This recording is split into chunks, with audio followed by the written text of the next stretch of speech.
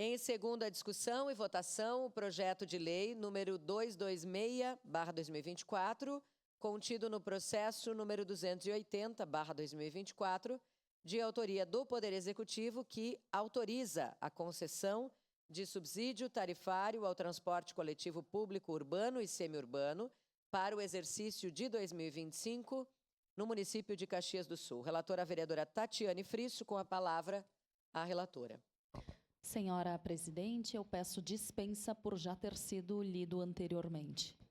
Pedido aceito, dispensa concedida. Em discussão.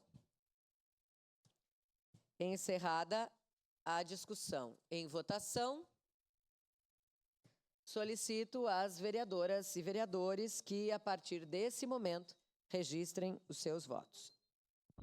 Voto sim, Rafael vota sim, presidente. Vereador Lucas Dil vota sim. Vereador Rafael Bueno registra também o voto sim. Vereador Felipe Gremel-Maier. Felipe vota sim. Felipe Gremel-Maier vota sim. Vereadora Gladys Frisso, como vota? Eu voto não. Vereador Juliano Valim, como vota? Voto sim, senhora presidente.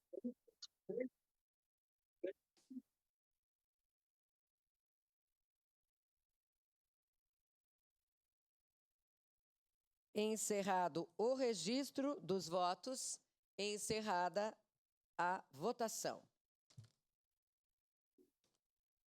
O projeto de lei número 226/2024 foi aprovado por maioria das vereadoras e vereadores, com votos contrários dos vereadores Adriano Bressan, Bortola, Gladys Frisso, professor Zanquim, Scalco.